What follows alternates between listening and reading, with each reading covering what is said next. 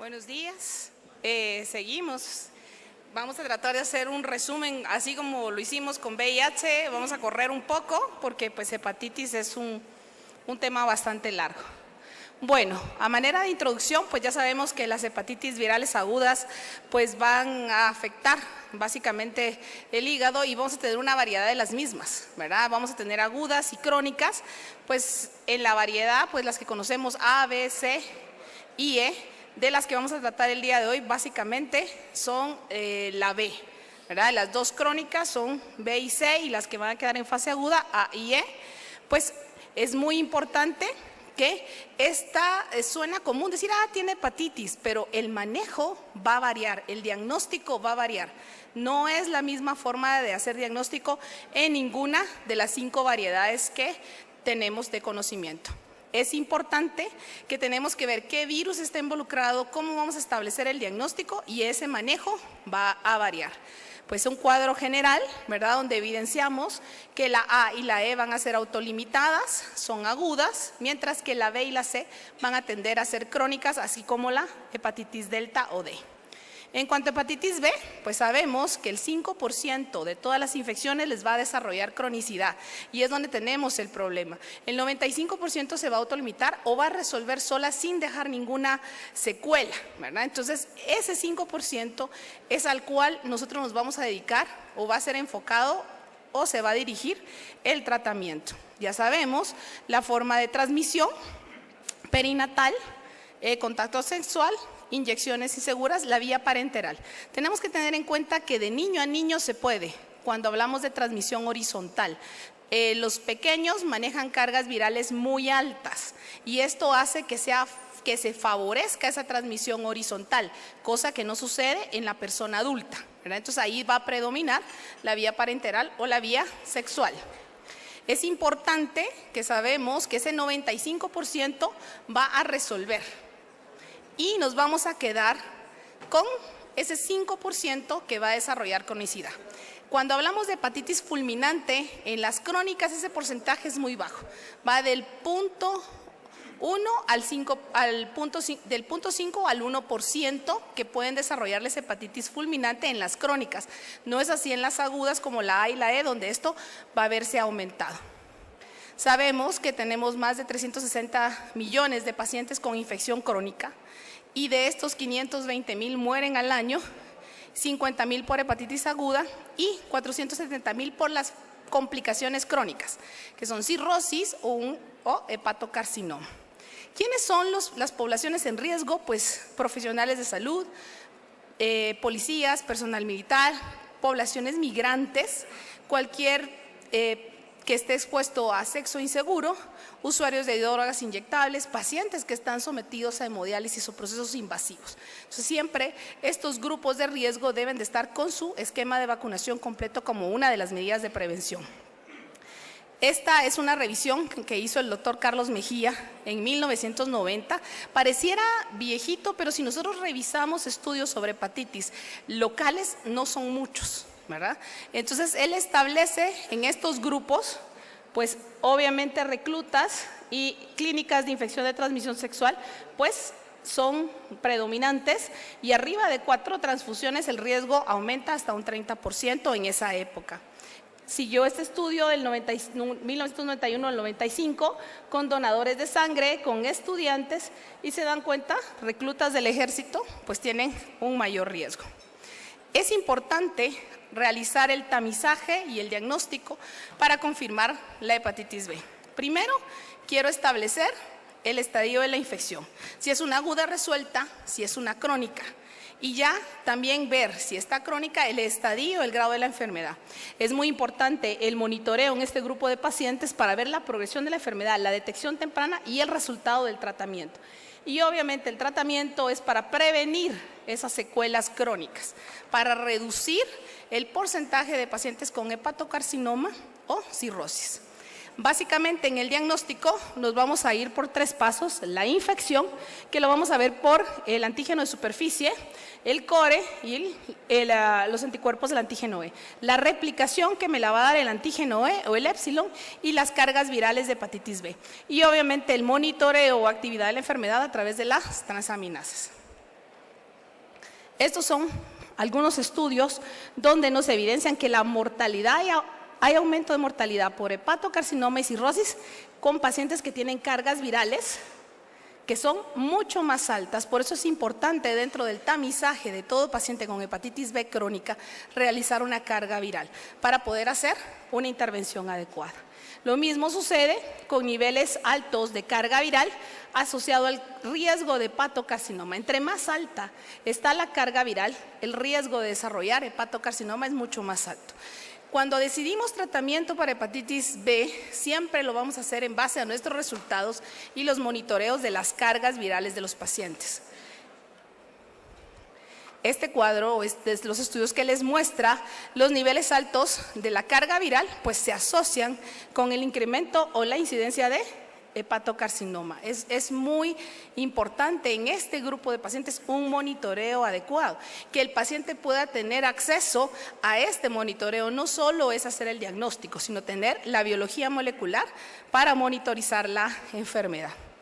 Y pues este otro les evidencia los niveles altos se han asociado con el aumento de cirrosis. Entre más carga viral tiene el paciente al momento del diagnóstico y no se realiza una intervención adecuada, el riesgo de las complicaciones crónicas pues va a aumentar. También tiene mucho que ver el genotipo. Acordémonos que en hepatitis tanto B como C vamos a tener diferentes genotipos y en base al genotipo podemos decir cuál va a ser el genotipo que mayor riesgo tiene de que el paciente desarrolle complicaciones crónicas de la enfermedad.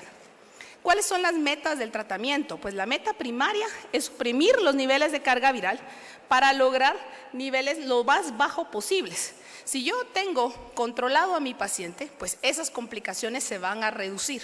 Entonces lo importante es diagnosticar temprano e iniciar el tratamiento cuando el paciente ya está completado con sus cargas virales. La prevención de fallo hepático, del hepatocarcinoma y uno de los puntos importantes, que esto sí se maneja con pediatría y ginecobstetricia, es la transmisión materno-infantil o la transmisión vertical. También la supresión de la carga viral nos va a llevar a que haya una mejoría histológica, normalización de las pruebas hepáticas, pérdida del antígeno E y de la seroconversión, y eso nos va a ayudar a que el paciente ya no replique. Y eso es uno de los puntos que favorece el inicio temprano de la terapia.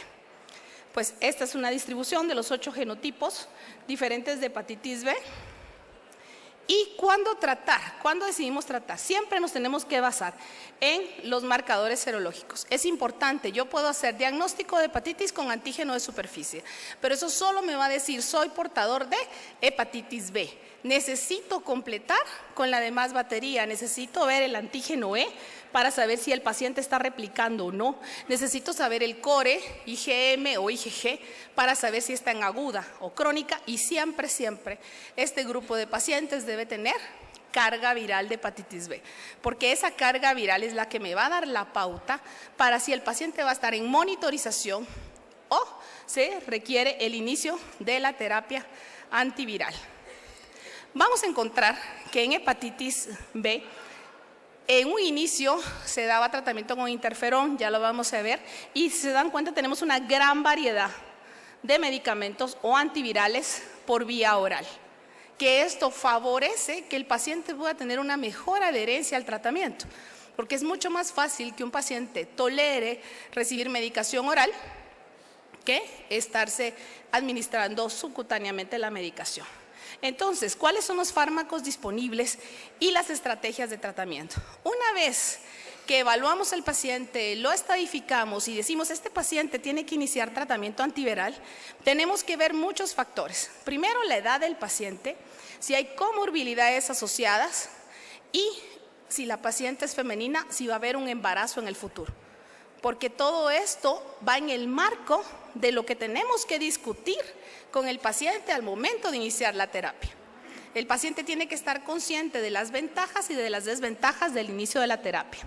Interferón es uno de los primeros medicamentos y todavía se tratan algunos pacientes en menor porcentaje, ¿verdad? El interferón fue el primer fármaco que se inició a instaurar en el tratamiento tanto de hepatitis C como hepatitis B. Actualmente tenemos el interferón pegilado, que lo hace mucho más fácil de administración, tiene una vida prolongada mayor, por lo que hace que el paciente no tenga que administrarlo tan frecuentemente y nos ayuda a ser tolerado de una mejor forma y con una mejor respuesta virológica. Hasta un 4 o un 6% de los pacientes tratados con interferón logra eliminar el virus con una pérdida sostenida, es decir, mantenemos cargas virales indetectables y son duraderas en cuanto a la desaparición del antígeno de superficie. Además, no actúa directamente sobre el virus de la hepatitis B, no existe riesgo de resistencia adaptativa, que es lo que puede suceder con las medicaciones que tenemos disponibles por vía oral. Pero, ¿qué tenemos que tener en cuenta al momento de que decidimos, bueno, este paciente va a iniciar con interferón? Primero, que el paciente esté dispuesto a aplicarse el medicamento, que tenga todo para tener la cadena de frío adecuada del manejo del interferón y que no tenga las contraindicaciones formales para su administración, como es embarazo, la presencia de hepatitis aguda o cirrosis descompensada. Pacientes con fibrosis avanzada pues no se pueden ver beneficiados del uso de interferón. Entonces vamos a las terapéuticas orales. Dentro de esto vamos a tener dos grupos, los nucleótidos y los nucleósidos análogos. Básicamente, si vamos a dar tratamiento antiviral con nucleótidos o nucleósidos análogos, lo que nuestro objetivo es conseguir suprimir esa carga viral. No obstante, al no actuar sobre el ADN, rara vez se consigue eliminar el virus. Entonces, la desventaja de este tipo de terapia es que se vuelve crónica. O sea, el paciente va a tener que estar tomando el medicamento por tiempos más prolongados, cosa que puede variar con el uso de interferón. Es importante que dentro de los antivirales podemos tener varios grupos. Los nucleósidos análogos, los mejores representantes para el manejo de hepatitis B son la lamivudina y la telvibudina. De los nucleósidos análogos de la deoxiguanosina, pues el entecavir es el que más podemos encontrar, y de los nucleótidos análogos es el adefovir y el tenofovir. Ya más adelante miraremos cuáles tenemos en disposición en el país y cuáles son los que han mostrado pues tener una mejor respuesta. La elección, cuando vamos a decidir qué nucleótido análogo, qué nucleósido análogo vamos a darle al paciente, tenemos que buscar el contexto del paciente, ver cuál va a ser el más funcional y el que me va a generar mayor supresión a largo plazo. Y eso va a depender primero de la eficacia antiviral y de la barrera genética del fármaco. Cuando hablamos de barrera genética, tenemos fármacos que son muy sensibles. Con una sola mutación se genera resistencia a todo el grupo. Cuando hablamos de medicamentos de barrera genética alta, es que requiero muchas mutaciones para que el antiviral pierda efectividad. Y esto va de la mano con la adherencia. ¿Cuántas tomas falla el paciente? Si el paciente no tiene una adherencia arriba del 95%, este riesgo se incrementa. ¿Qué quiere decir 95%? Que el paciente puede fallar 3 tomas en el mes. La lamivudina o 3-TC tiene una barrera genética muy baja, mientras que tenofovir tiene una barrera genética que va a ser intermedia.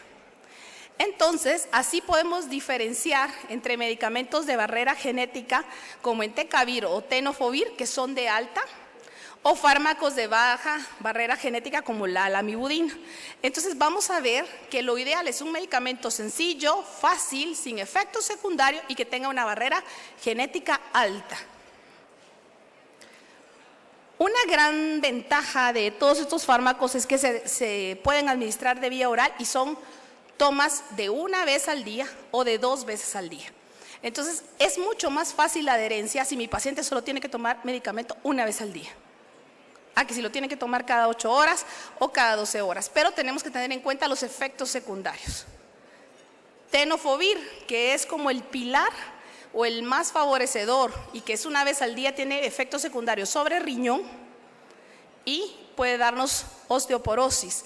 También puede asociarse a neuropatía. Y si el daño hepático es muy alto, esto se puede incrementar. Otros efectos secundarios, pues como les mencionaba, es la falla renal, y en todos los casos en que vamos a iniciar un nucleósido o un nucleótido análogo, el paciente tiene que tener una adecuada tasa de filtración glomerular, porque esto se puede ver alterado con el uso de estos fármacos. es importante monitorizar. Bueno, yo decido iniciar el tratamiento. Voy a elegir mi medicamento, pero tengo que monitorizar al paciente. Le tengo que dar seguimiento con cargas virales para poder detectar el momento en el que el paciente puede estarme haciendo una resistencia o una falla. Entonces, ¿cuál es lo importante aquí? Es detectar de forma precoz la aparición de resistencias y si yo encuentro una resistencia, inmediatamente tengo que cambiar el esquema. Si yo persisto con un paciente con el mismo esquema, lo único que genero es que acumule más mutaciones y entonces puedo perder otros antivirales que podrían ayudarme a rescatarlo. Pacientes con interferón, se debe de monitorizar la carga viral entre la semana 12 y 24 después del tratamiento.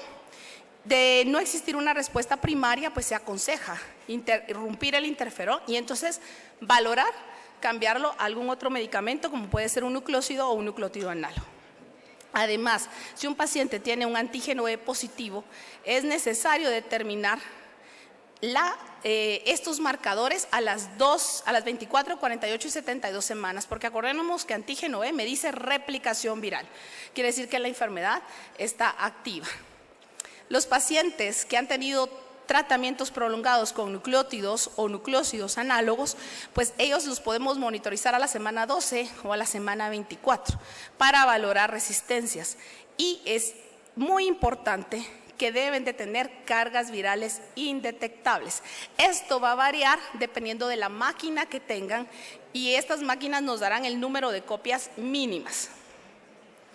Una vez que se ha superado el primer año de tratamiento, la monitorización de las cargas virales, pues se puede espaciar a cada 6 meses. Lo que les explicaba, si yo voy a dar terapia oral, posiblemente va a ser una terapia prolongada. La medición del antígeno E o los anticuerpos para el antígeno E, pues debe de continuarse de realizar siempre cada 6 o 12 meses. En el caso de que no encontremos una respuesta adecuada, debemos descartar. Lo primero es la adherencia, verificar si el paciente se está tomando bien el medicamento, si no hay otra interacción antes de decidir cambiarlo. Entonces, generalmente se le da un periodo de prueba de 4 semanas y se vuelve a realizar otra carga viral. Si esa carga viral persiste alta, entonces ya tenemos que evaluar el cambio de la terapia antiviral. ¿Qué tenemos en el Hospital Roosevelt disponible?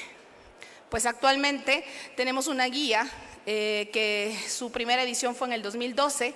La actualización de la guía de manejo de hepatitis va a estar disponible a partir de diciembre del 2017. Para los que la quieran adquirir en la clínica, es de aspecto gratuito. Por el momento va a estar en físico y posteriormente en línea. Y les podemos ofrecer como apoyo todos los marcadores serológicos de hepatitis virales. Podemos hacer todos los marcadores de hepatitis B, hepatitis C, manejamos hepatitis A, hepatitis E y D no hay en el país. Realizamos carga viral de hepatitis B y hepatitis C. Ofrecemos desde hace 1 año y medio el tratamiento gratuito con tenofovir a todos los pacientes con hepatitis B y en casos especiales con interferón. Y a partir de enero del presente año, pues ya tendremos genotipaje para hepatitis B, hepatitis C. Las dosis recomendadas de tenofovir, pues 300 miligramos por vía oral cada 24 horas. Duración del tratamiento depende de la respuesta del paciente. Y el paciente tiene que estar consciente que va a ser de larga duración. Tenemos una ventaja con tenofovir que podemos usarlo durante el embarazo sin tener ningún efecto sobre el bebé. Y pues no se ha demostrado resistencia aún después de 5 años de que los pacientes están en esta terapia, media vez sean adherentes. La lamivudina, que también la tenemos disponible, pero casi no la utilizamos en este grupo de pacientes, pues la dejamos en dosis de 150 miligramos por vía oral cada 24 horas, pero esta sí tiene, como les dije, una barrera genética un poco baja y genera resistencia pues de una forma más precoz. Y donde vamos, que no es el tema de hoy, pero sí me gustaría que supiésemos que vamos en el avance de las terapias curativas. Hepatitis C es la primera enfermedad viral con cura y nosotros esperamos ya en el Roosevelt poder tener el tratamiento para hepatitis C curativo a partir de febrero del 2018. Bueno, fue algo maratónico, pero cumplimos en el tiempo.